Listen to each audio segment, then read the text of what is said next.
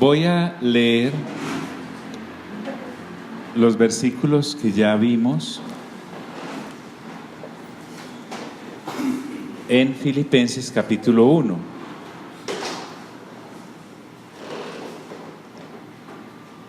Pablo y Timoteo, siervos de Jesucristo,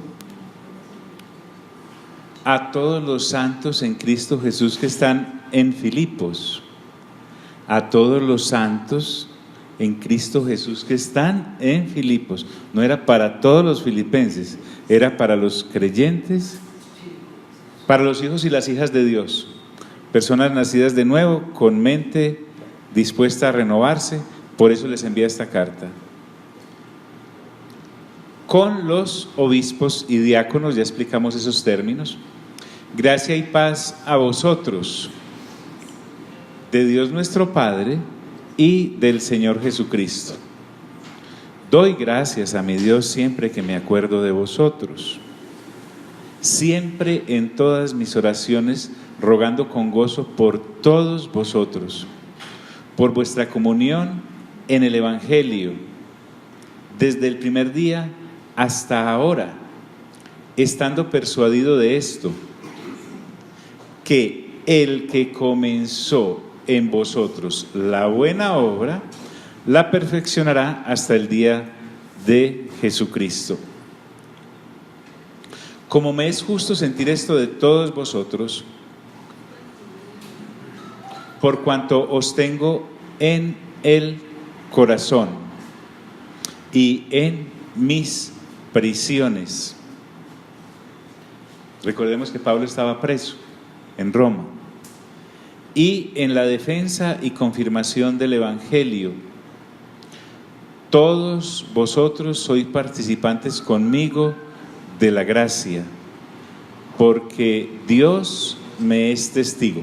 Antes de iniciar esta parte, a veces hago un alto en el día y reflexiono sobre lo siguiente, que nos haría muy bien a todos, o tal vez usted lo hace también. Primero, me puedo morir en cualquier momento, en cualquier momento. No podemos dar por sentados de que llegamos a mañana, aunque si nos atenemos a que estamos renovando mente y hemos nacido de nuevo y somos hijos e hijas, yo pienso que Dios nos avisa, nos dice: pilas, vengo por usted, mando por usted, en fin, vas a estar conmigo. 2, ¿qué vamos a estar pasando aquellos hijos e hijas de Dios por el tribunal de Cristo, en donde realmente seremos valorados y evaluados ante quien lo puede hacer y basado en lo que realmente vale la pena?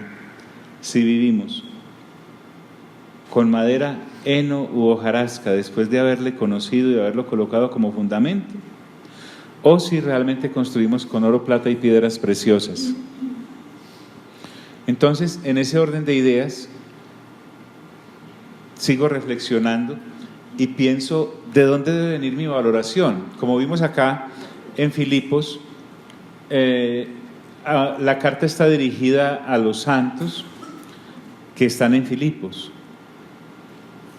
El resto de habitantes y de personas que están en el sistema caído del mundo allí en Filipos, como lo hay también a nuestro alrededor, ¿qué rayos les va a importar si hay representantes del cuerpo de Cristo en la ciudad o no?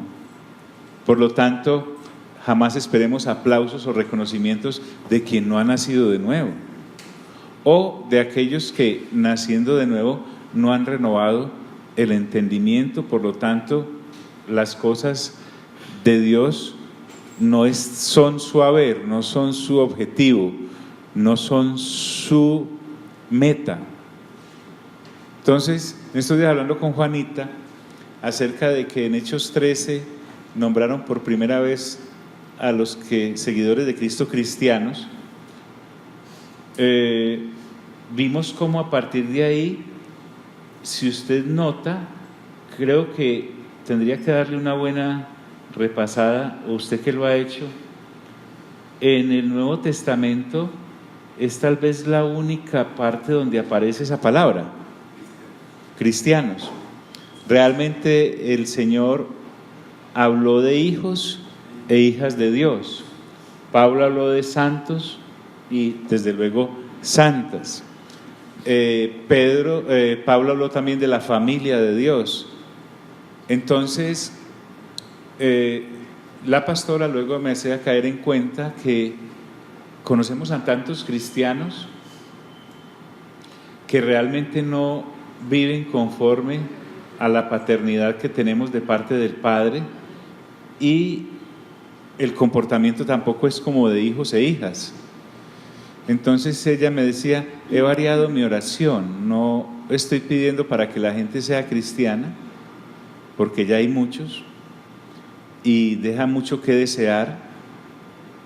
Más bien estoy orando para que la gente que llegue nazca de nuevo y sean hijos e hijas de Dios. Y el concepto cambia automáticamente, si te puedes dar cuenta, porque esa palabra cristianos encierra mucho y a la vez no encierra nada, no hay ningún compromiso. Entramos como a ser parte de un gran conjunto de personas siguiendo una especie de creencia, pero cuando ya hablamos de hijos e hijas, como realmente el Nuevo Testamento nos trata, es interesante que inclusive la condición y la relación que tenemos con Él varía.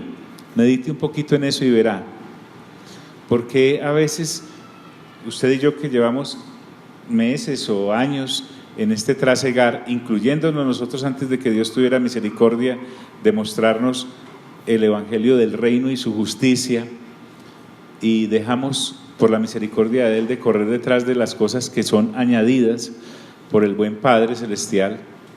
A veces, ¿por qué seguimos luchando y empecinándonos por el que comer, el que beber, el que vestir?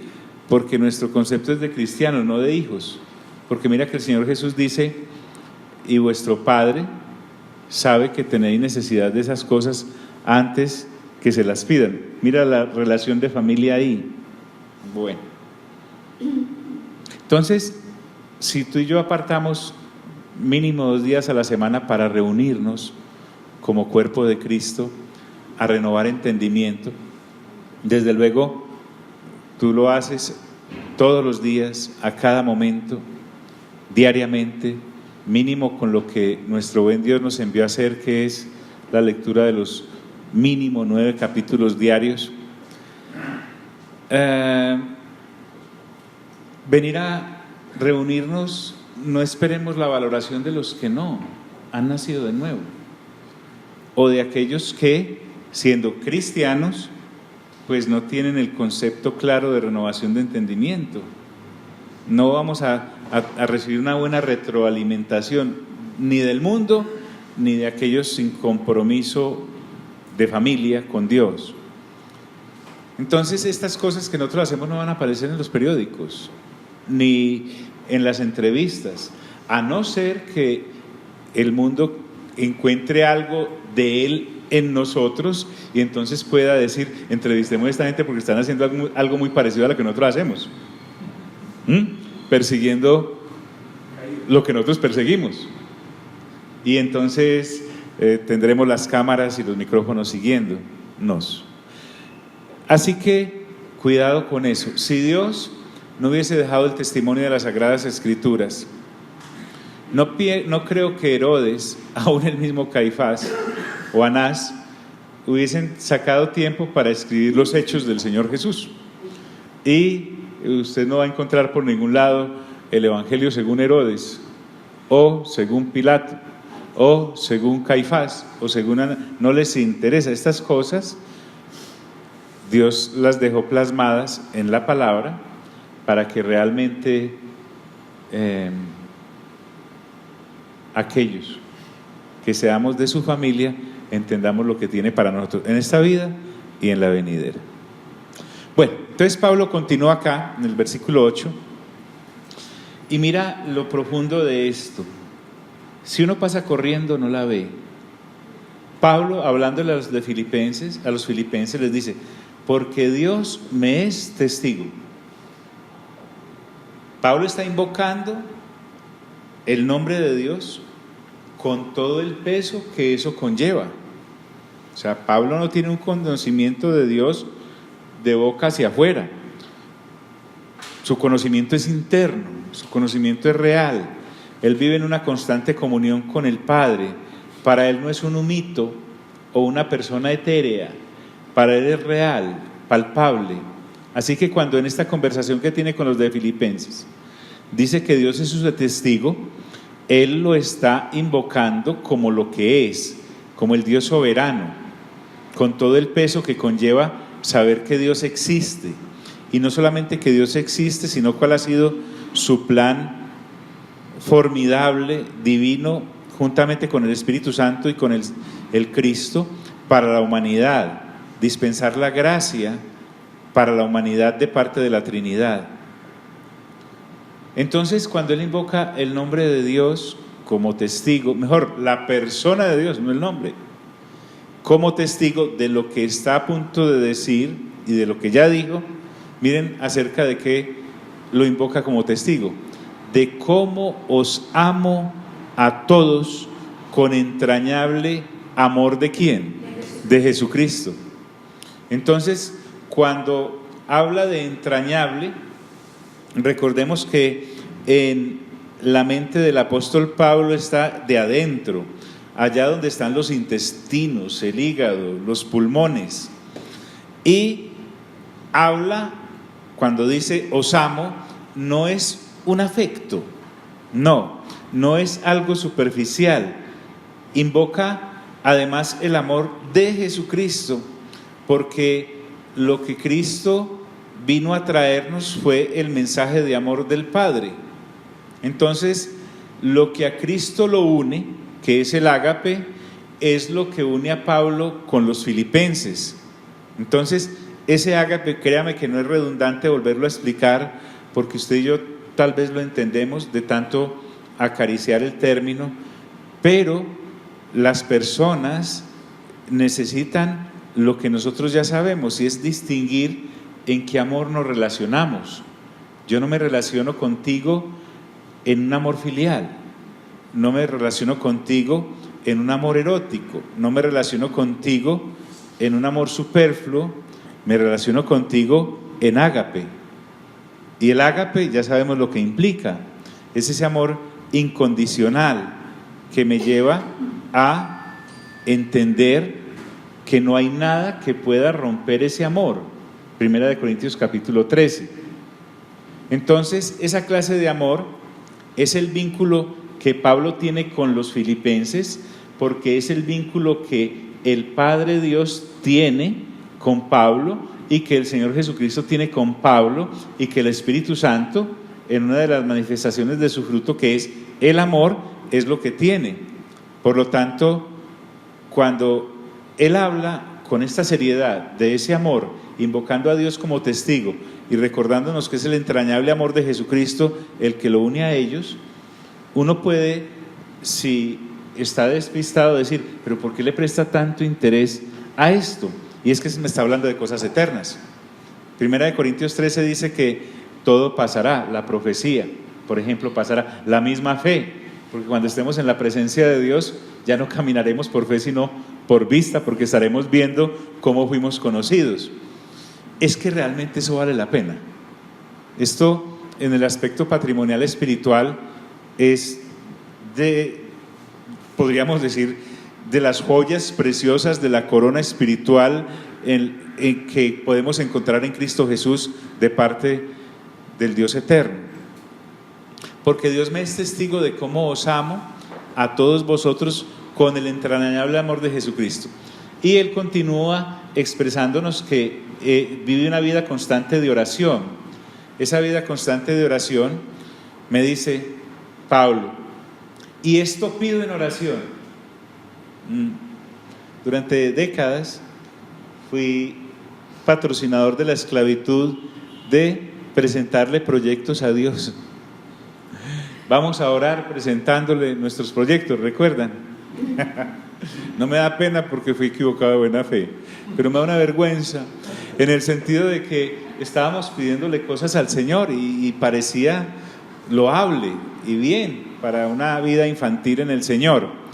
Sin embargo, Pablo, que está en prisión, escribiéndole a unos congregados que recuerdan que esa congregación fue fundada de una manera muy peculiar, él encarcelado, golpeado juntamente con Silas, y ahora no va a pedir que lo pudiera hacer, lo pudiera siquiera sugerir más adelante de pronto un poquito: oren para que yo salga de aquí, o también voy a orar para que sobre sus vidas venga tal provisión en tal área, para que las personas puedan ser felices. No, dice, y esto pido en oración. Entonces la pregunta de un lector juicioso sería: ¿qué pedirá? Miremos a ver, interesémonos a ver en qué pide el apóstol Pablo. Y dice que vuestro amor, o sea el ágape, ahora se lo traslada a ellos, ese amor del Padre que está en el Padre, ese amor de Jesucristo que está en Jesucristo, ese amor del Espíritu Santo que está en el Espíritu Santo, ese amor que está en mí, dice Pablo, les recuerda que también está en ellos. Que vuestro amor abunde aún más y más.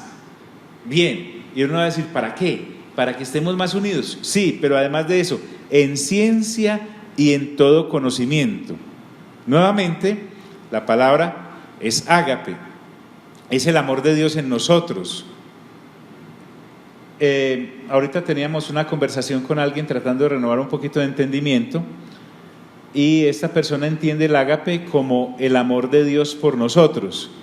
Pero aquí Pablo avanza en madurez para los creyentes y dice: y es que es también el amor de ustedes para con Dios y para con los demás, el mismo ágape. O sea, no basta con, si se puede decir así, no basta solo con ser agapado por Dios, tengo que agapar como agapa Dios. Entonces, cuando dice que vuestro amor abunde aún más y más, es que nunca falte, siempre esté fluyendo el amor de Dios en nosotros. Amo a aquellos que Dios ama. Y uno se pregunta: bueno, ¿y a quiénes ama Dios? Pues Dios ama. En el Antiguo Testamento, por ejemplo, teníamos la disculpa de que dice uno de los salmos, si mal no estoy: aquel que ama lo que Dios ama y aborrece al que Dios aborrece. Pero resulta que el 3:16 nos llena de un reto grande, porque ahora me dice que Dios amó tanto a la humanidad que por eso envió a su Hijo. Entonces ahora ese amor, para que abunde, es como el vaso que se está desbordando continuamente, porque se le vierte continuamente líquido y entonces no hay manera de pararlo. Por lo tanto, sirve para calmar mi sed y de todos los que se peguen de ese vaso. Por lo tanto, ese abunde aún más y más es que no tiene límites este amor con que Dios nos ama. Pablo lo expresó en otra de sus cartas, en el 3 de Efesios, hablando acerca de que debemos orar para poder conocer la profundidad del amor de Dios, lo alto del amor de Dios, lo ancho del amor de Dios, lo largo del amor de Dios que hay en Cristo Jesús, Señor nuestro.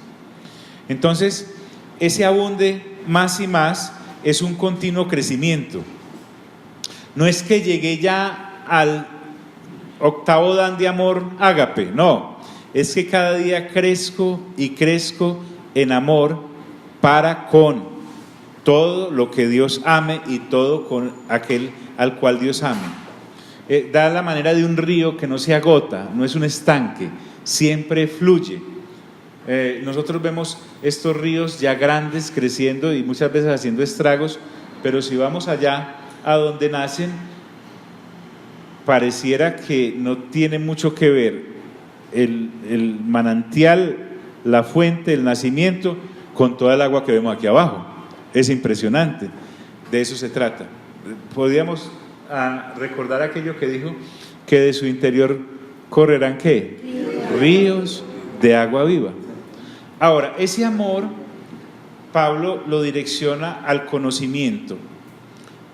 Me dice que así como ese amor fluye más y más, entonces el conocimiento al que Pablo me está invitando será el conocimiento de ¿qué? De alguna materia humana, de las funciones trigonométricas, de los secretos de la ingeniería, de las profundidades de la física.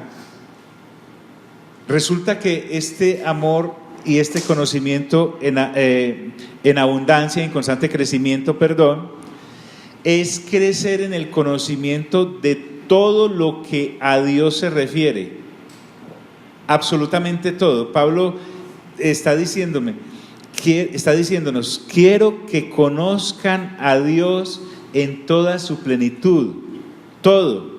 Cuanto más crezca el ágape en ustedes, más sensibles serán a las verdades que están escondidas en Cristo Jesús de parte de Dios y del Espíritu Santo.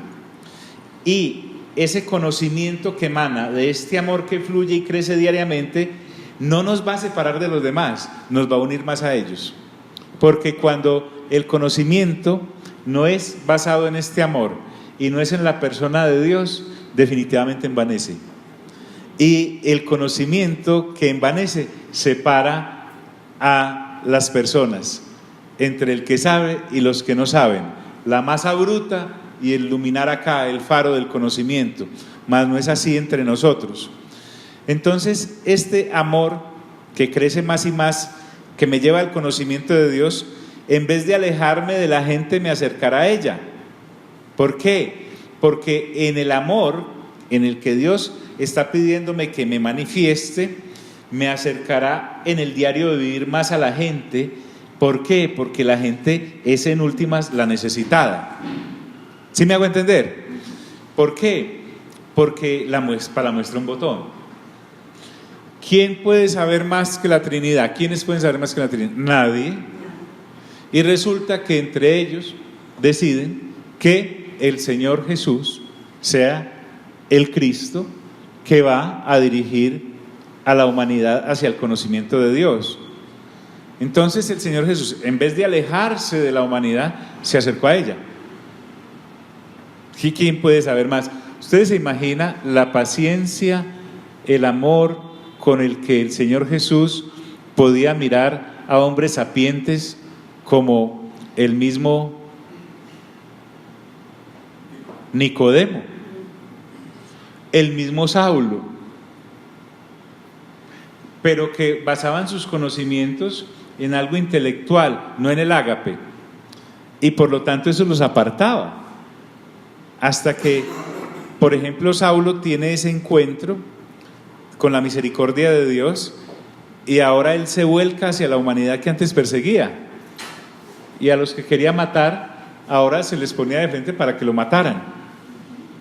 Esa es la clase de amor, y esa es la clase de conocimiento, y esa es la clase de ciencia a la cual se refiere acá inicialmente en este pasaje el Espíritu Santo. Ahora dice que vuestro amor abunde aún más y más en ciencia y en todo conocimiento, pero tampoco me deja ahí, sino que me da un para qué. Dice, para que aprobéis lo mejor. ¿Qué es aprobar lo mejor? Por allá en otra carta Pablo dice, desechad lo malo y retened lo bueno. ¿Recuerdan? Si mal no estoy ya pasamos por ahí, pero no me acuerdo. Para que aprobéis lo mejor. Cuando habla de aprobar, es cuando tengo un metal precioso, por ejemplo el oro, pero lo pongo bajo el fuego para que la escoria, por el contraste que eso me da, salga y el metal se vuelva más puro. ¿Qué es aprobar lo mejor? Lo mejor es lo más excelente, lo mejor es lo máximo, es algo que me lleva a la madurez y me está capacitando, no para envanecerme, sino para entregarle lo mejor de Dios a la gente, porque a la vez ese amor me ha llevado a abundar más y más en el conocimiento y en la ciencia de Dios, de la persona de Dios. Por lo tanto puedo entregarlo como es, no con toda esa escoria que a veces por la manipulación del hombre hace parecer como que fuera parte de Dios, pero realmente es escoria humana de su intelecto, y no estamos entregando de manera pura el conocimiento que de la persona de Dios tenemos, no de la materia de Dios, porque no podemos ver a Dios sino como una persona. Miren y verá que ahora en el acercamiento que estamos teniendo con el Evangelio de Juan, de eso se trata. Él viene a hablar, vengo a hablarles de mi Padre, hago lo que mi Padre hago lo que mi Padre dice, en la casa de mi Padre, anhelo volver a la casa de mi Padre, en la casa de mi Padre muchas moradas hay. El que me ve a mí ha visto al Padre. No dijo, saquen lapicero, saquen pluma pues y papel y un pergamino largo porque les va a dar las características de Dios. No le hacía esa clase de necropsia al asunto, para que aprobéis lo mejor. Y ese aprobar lo mejor es porque también tiene una meta. Él me va llevando de meta en meta, porque aquí vuelve a aparecer algo de lo que hablábamos ahorita en los primeros 8 versículos, a fin de que seáis sinceros e irreprensibles. ¿Para cuál día? El día de Cristo. El día de Cristo. Sincero es sincera, sin máscara. Como cuando yo puedo examinar una tela y la pongo a la luz y ahí se ven todos los parches y las manchas que aún son ocultas a la vista normal. Cuando pongo al sol la tela y digo, aquí hay una manchita, mira, aquí alguien derramó algo, esto es para lavar, se ve limpia, pero no está. En CSI la lámpara es a ultravioleta, ¿cierto? Entonces, ¿para qué me estoy preparando? Para ser hallado perfecto en el día de Cristo. Vuelve y me dice, ¿para qué me está preparando Pablo? Pablo está aquí hace 2000 años. Esta gente de Filipos ya falleció, están dormidos con el Señor. Se supone que Pablo y ellos están listos para el día de Cristo. En su generación ya se reunieron con sus padres. La misma es la situación para nosotros.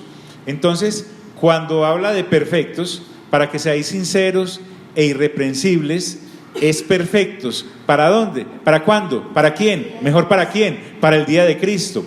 Ese perfectos es sin pecado, aun los que no son esquivos, aun los que no somos conscientes. Irreprensible es que podamos caminar delante de Dios y para Dios sin ofensa y sin tropezar. Es como una carrera llena de obstáculos, y Pablo quiere, guiado por el Espíritu Santo, que estas personas abunden, como lo vimos anteriormente, en amor más y más, para que tengamos el pleno conocimiento y ciencia acerca de la persona de Dios, que a la vez nos capacite para escoger bien qué es lo que podemos aprobar, y a la vez eso nos lleva a que el día en que seamos presentados ante Cristo en su día, porque Él regresa, podamos ser aprobados. Diga, como dijo el Señor Jesús, bien, buen siervo, fiel, ¿cierto? En lo poco has sido ¿qué? Fiel, en lo mucho te pondré. Entonces no es que vayamos a ganar el examen allá, si podemos llamarlo examen, es que lo ganamos acá con la manera de vivir, porque entonces nos pasaríamos estudiando inclusive en la eternidad. El asunto es que en la generación que estamos, en las circunstancias que nos encontramos, Pablo quiere que abundemos en eso. Entonces miren que por eso la reflexión del principio, nosotros no podemos esperar esta clase de valoración de una persona que no haya nacido de nuevo, ni a una nacida de nuevo despistada. Es más, Pablo, inclusive él se hace a un ladito, él se muestra como constructor, como perito, como arquitecto, como persona, como colaborador de Dios, como dice en 1 Corintios. Sin embargo, él me lanza de una vez a la exposición que mi vida debe tener delante de la Trinidad, caminar con ellos desde ya, porque la eternidad me espera con ellos. Entonces, ¿eso cómo lo puedo evaluar? ¿Cómo lo puedo, digámoslo así, medir, si es que tiene alguna medida? Al fin y al cabo, son los ojos de Dios los que me escudriñan. Entonces, ¿cómo puedo saber si para esa meta que es el día de Cristo voy bien? Eso es fácil. El Señor Jesús, de manera muy sencilla, explica cosas muy complicadas. Entonces, ¿cómo hago yo para saber? Y el Señor Jesús contestaría, por sus frutos los conoceréis. Ahí no hay que hacer ningún otro curso. Yo necesito hacer un curso pues de naranjos para saber que eso es una naranja. Y si tengo muchas dudas, pues la abro y la pruebo. ¿Han visto esos limones amarillos grandes que parecen naranjas? Pues puede que pase y me engañe a los ojos, pero no me va a engañar el paladar. Apenas lo pruebe me doy cuenta de que es un limón disfrazado. Entonces, a fin de que seáis sinceros y irreprensibles para el día de Cristo, dice, llenos de frutos de justicia, que son nuevamente por medio de ¿quién? Entonces, él es muy cuidadoso cuando usa la palabra justicia antes de ir a fruto. La justicia de la que estamos hablando acá es la del pacto de la gracia, no es la del pacto de la ley. Porque aquí no podemos caer en la confusión de aquellos que creen que son capaces de generar en sí mismo alguna clase de conducta para agradar a Dios. No, ya dijo allá que el que comienza la buena obra en nosotros, ¿la qué? La termina. Dios comienza la obra contigo, Dios la continúa contigo y Dios la termina contigo, pero todos los recursos los da Él. Nosotros lo único que podemos hacer es opéreme y claro, caminar de acuerdo con la dirección del Espíritu de Dios. Recuerden que todos los que son hijos de Dios son guiados ¿por quién? Por el Espíritu de Dios, Romanos capítulo 8. Entonces, esta justicia es la que proviene de Cristo. Nosotros somos justificados ante el Padre por las obras de Cristo, no por las nuestras, no por obras para que nadie ¿qué? Se gloríe. Entonces, no son las obras de la ley. Cuando dice llenos de frutos de justicia, que son por medio de Jesucristo, Pablo no quiere dejar ninguna duda. Por medio de Jesucristo es que de otra forma agradar a Dios es imposible. Vamos a encontrar siempre la ropa sucia. Pero cuando el que entiende y la que entiende se da cuenta que es por los méritos de Cristo, entonces ese ánimo de ser aprobado cesa, porque realmente yo soy aprobado mientras en Cristo Jesús camine. Si me salgo, algún pedazo se me lleva el corte. Llenos de frutos de justicia. Es decir, lo que el apóstol está tratando de decirnos acá es: Dios planta el árbol, prepara la tierra para el árbol, la abona, hace que caiga la lluvia, le alimenta, le da los nutrientes, lo ve crecer, empiezan a salir los frutos y esas ramas están llenas de frutos y Dios puede decir: yo lo planté, yo lo regué, yo lo vi crecer, yo lo cuidé, los frutos son para mí. Él mismo se encuentra en todo el proceso y nosotros podemos depender de Él en todo el proceso. ¿Por qué dice? Lleno de frutos de justicia que son por medio de Jesucristo. Y aquí viene para gloria y alabanza de Dios. Para la gloria de Dios. Gloria de hombres no recibo. Entonces, Señor, ¿qué recibes? Pues frutos de labios que confiesan. ¿Qué? Las cosas y las manifestaciones de la gracia y el poder de Dios. Entonces aquí gloria y alabanza es más que una cancioncita cantada con los ojos cerrados. Gloria y alabanza es reconocerlo a Él en sus atributos. ¿Y cómo puedo reconocerlo en sus atributos? Como un árbol lleno de frutos para Él, que todo lo que de mí fluya por su propia obra sea de su agrado. ¿Por qué? ¿Por qué son de su agrado? Porque Él me cultivó para Él. Esa es la idea. Pastor, usted dijo que enseguida hablaba de los frutos. Perdón. Iba a hablar de justicia. Ah, sí. Ampliar más. Claro. Pues, por lo menos hasta donde, pastora, uno medio entiende, hablemos del fruto del Espíritu Santo. ¿Sí? Volvamos. Amor, gozo, paz, paciencia, benignidad, bondad, fe, mansedumbre y templanza. Pedro lo habla de otra manera, Santiago lo habla de otra manera, pero en última son los mismos.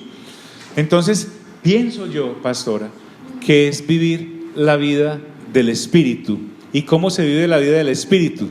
No del espiritista, porque hay gente muy rara por ahí andando en los pasillos de los templos, como que levitan. No. Estamos hablando de no es sino mirar a Cristo caminando entre la gente, sin necesidad de templo inclusive. Él mismo era el templo, donde habitaba con confianza el Padre y el Espíritu Santo.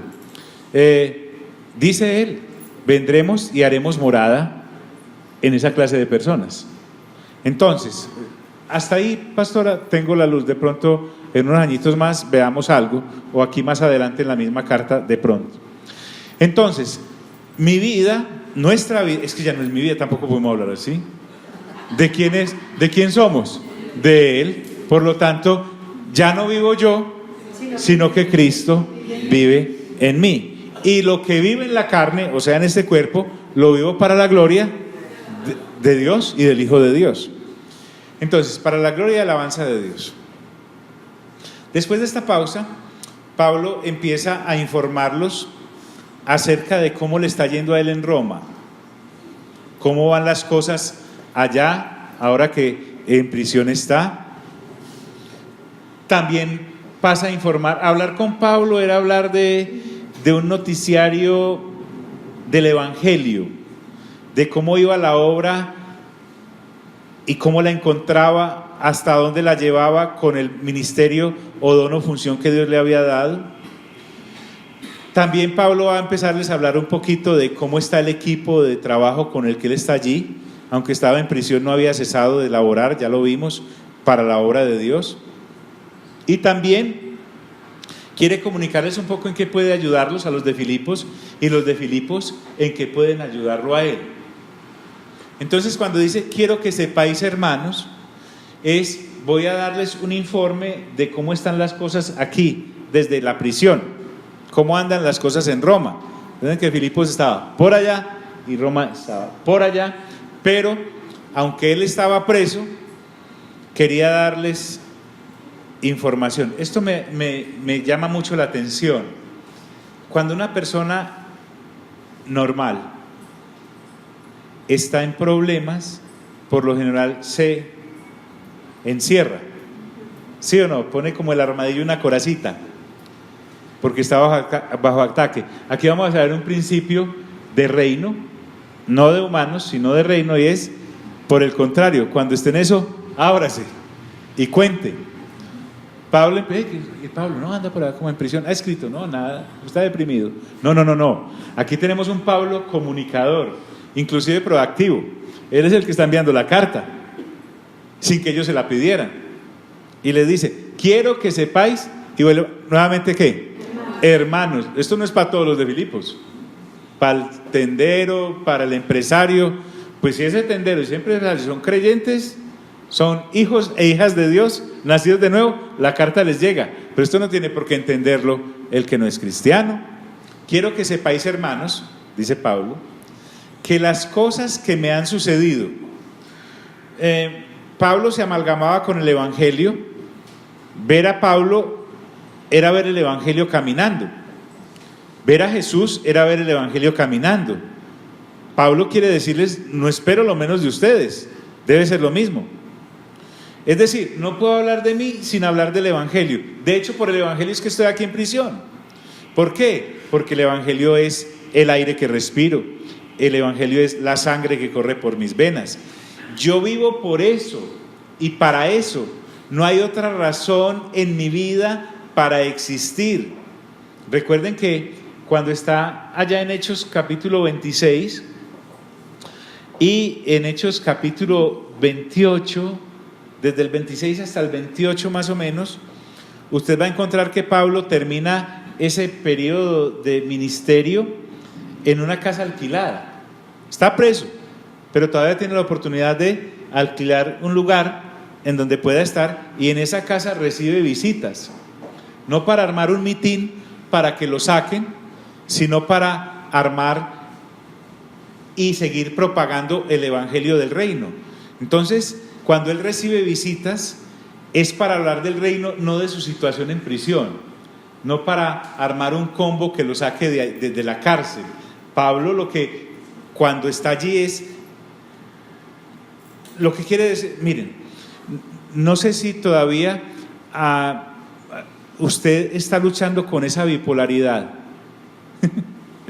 ¿Qué es? ¿Una cosa acá o una cosa con el grupo de personas que son creyentes y otra distinta con los que no lo son? La idea de Pablo es a donde llego soy el mismo con el mismo evangelio. Puedo estar en la prisión, puedo estar en la sinagoga, puedo estar en el comercio, puedo estar camino de viaje, puedo estar siendo apedreado o puedo estar predicando. Soy el mismo, no hay una bipolaridad, permítanme la expresión, en este creyente. ¿Por qué? Porque Pablo creía lo que predicaba. A veces nosotros podemos encontrarnos con esa dicotomía en nosotros mismos y es, rayos, me acabo de dar cuenta que no estoy viviendo conforme a lo que creo. Entonces, por eso nuevamente la reflexión del principio, al inicio. Tener en cuenta que nos vamos a morir en cualquier momento es vital, porque eso me ayuda a recordar que lo que Santiago me dijo, que soy como la neblina, que en un momento estoy y después no estoy. Que por ser creyente pasaré por el tribunal de Cristo, entonces mi vida será valorada, no con respecto a lo que el mundo alaba, sino con respecto a lo que Dios alaba, y entonces podré saber, y lo puedo saber desde ya. Hombre, cuando soy sincero con esto me doy cuenta si en mi vida estoy construyendo con madera, heno o hojarasca, que son las obras de la carne. Yo sé cuándo estoy en la carne y cuándo no, es de lógica, pero también debe a mí darme mucha sobriedad el saber que Dios es una persona, no un tema. Dios no es un tema, Dios es la persona de personas y está aquí. ¿Por qué? Porque Cristo me lo ha dado a conocer. Cristo no me vino a dar una teoría sobre el Padre, me vino a enseñar cómo es la mente del Padre. Entonces, Pablo, estando allí, empieza a contar que las cosas que me han sucedido, y empieza a decir, esas cosas que me han sucedido, ya ustedes ya lo sabemos, podemos sospecharlo, ¿cierto? Está en prisión, está limitado en sus movimientos, etcétera. Han redundado más bien ¿en qué? En el progreso del evangelio. Pablo lo que está diciendo es, yo estoy preso, pero el evangelio es más libre que nunca. Entonces, cuando habla de más bien, es que a pesar de las restricciones, porque ¿qué quería el sistema caído del mundo? Con Satanás detrás manipulando autoridades religiosas y políticas y judiciales, acallar esta luz del evangelio. Sin embargo, cuando Pablo dice, más bien, si lo que pretendían era que me callara, me han puesto es un parlante, porque estas restricciones, aunque son extremas, la cárcel de Pablo o su situación en la prisión se hizo después más compleja.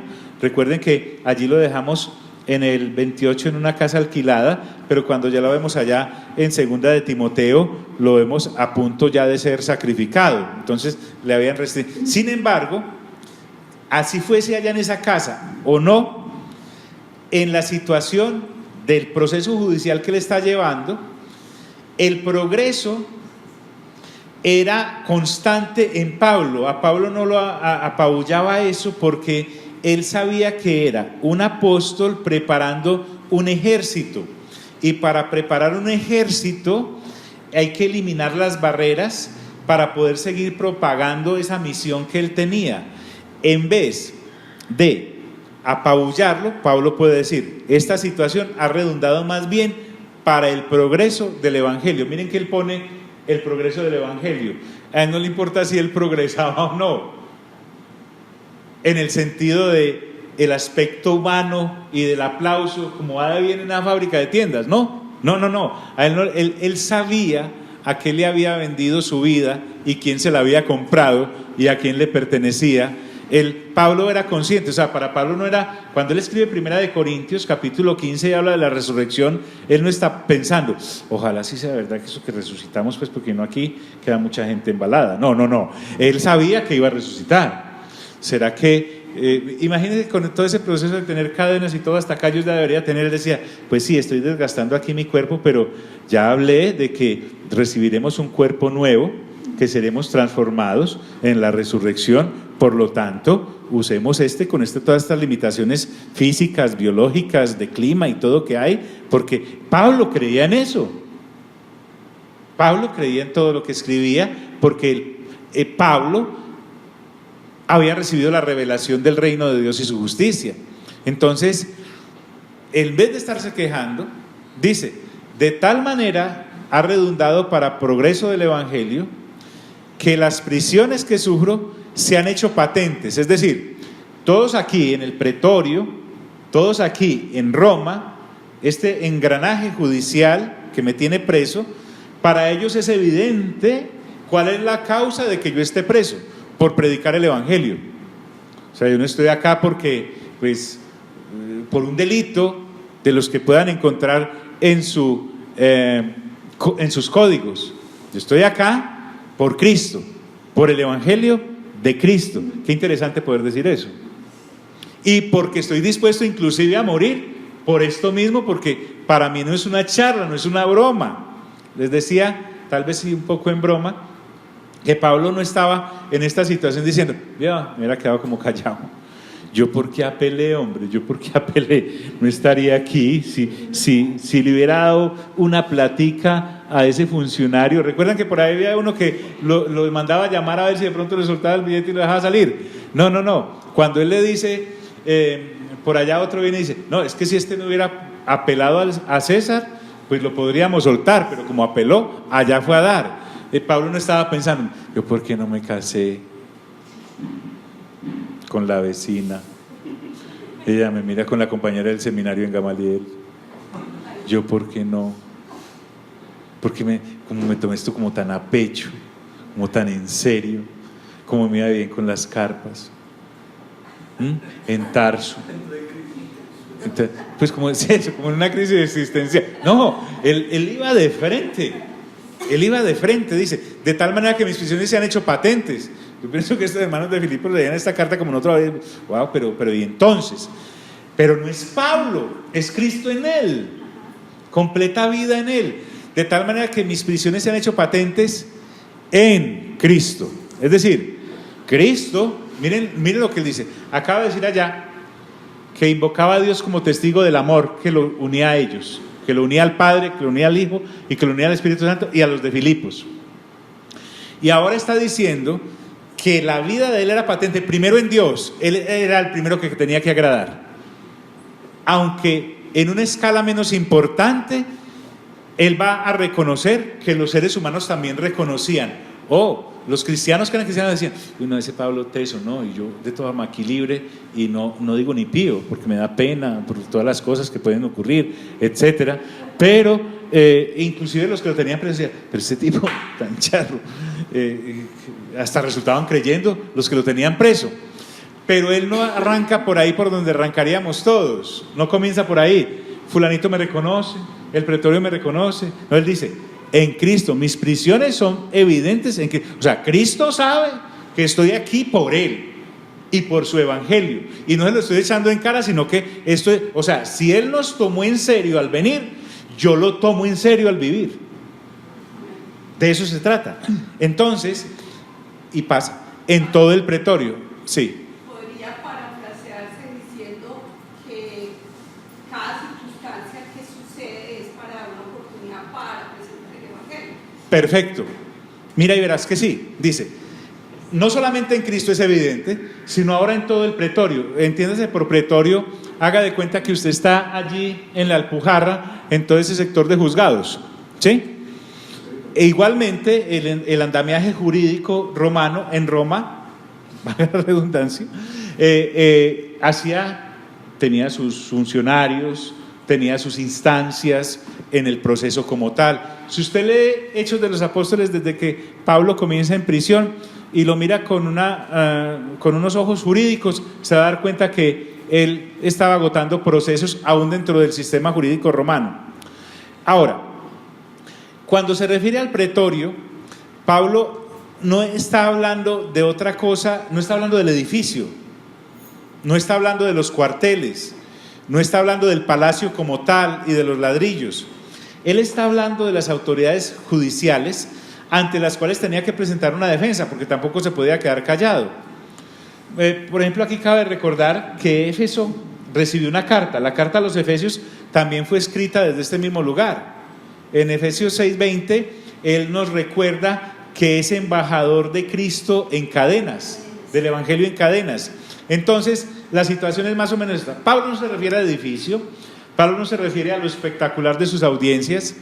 Usted las puede notar ahí en Hechos, algunas de ellas estiraban todo, mejor dicho, eso no era acabose cuando Pablo era apresado o todas estas cosas. Él se refiere a la gente. Pablo tenía muy claro que el Señor Jesús lo llamó a ser pescador ¿de qué? De personas. Entonces, como era un preso de alto rango, sí, él tenía un guarda a este lado derecho, por lo general, y otro al lado izquierdo, y los unía una cadena. Estaban encadenados a él, literalmente estaban encadenados, tanto los guardias a él como él a los guardias.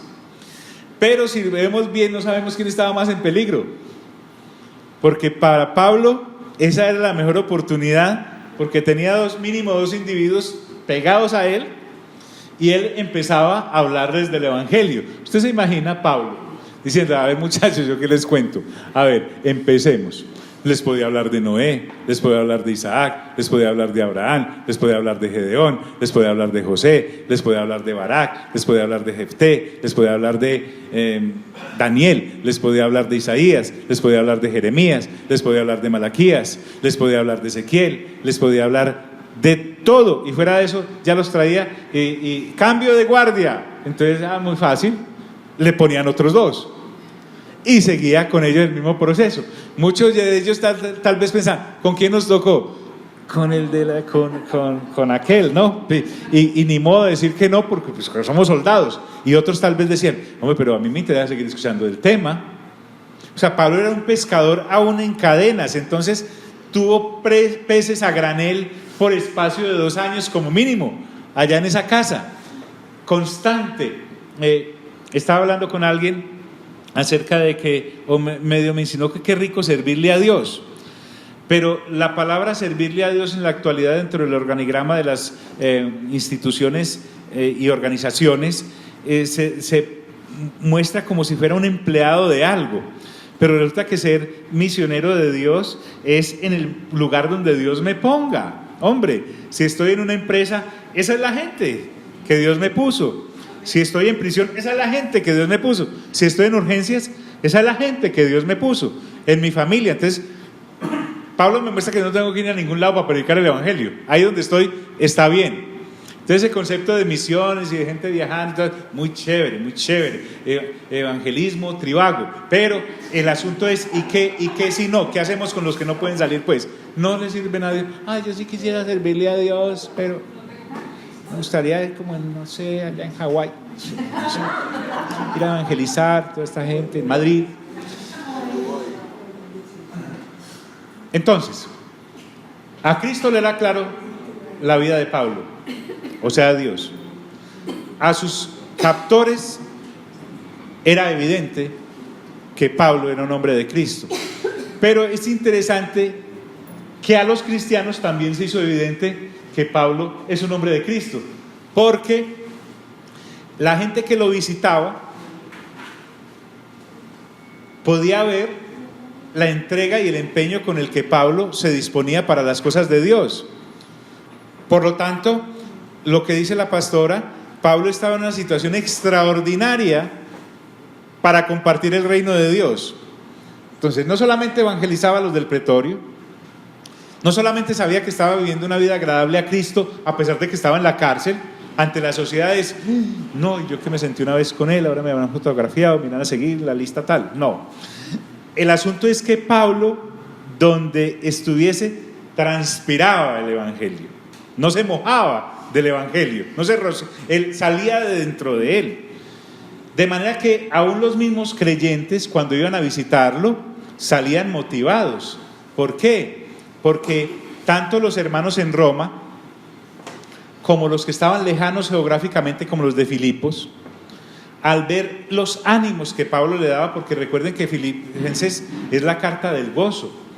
No vino nuestro contador de palabras. Marco, le queda la tarea, aunque no haya venido, de contar cuántas veces aparece la palabra gozo o regocijaos en la versión Reina Valera del 60 en la carta a los Filipenses. Entonces, ¿y para qué no vino? Entonces, no crea que se va a salvar por eso.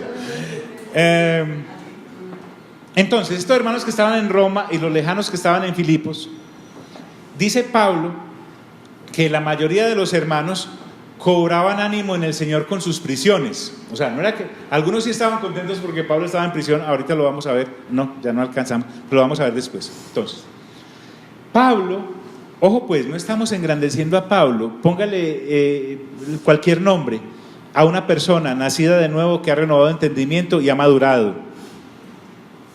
El ejemplo de Pablo, al seguir testificando valerosamente, a pesar de todos los sufrimientos y persecuciones, a pesar de estar preso, de haber perdido su libertad, y a pesar de la dificultad de comunicación, lo que usted decía, pastora, Pablo usaba las cosas contrarias no como algo para apagarse como creyente, sino que lo avivaban como creyente.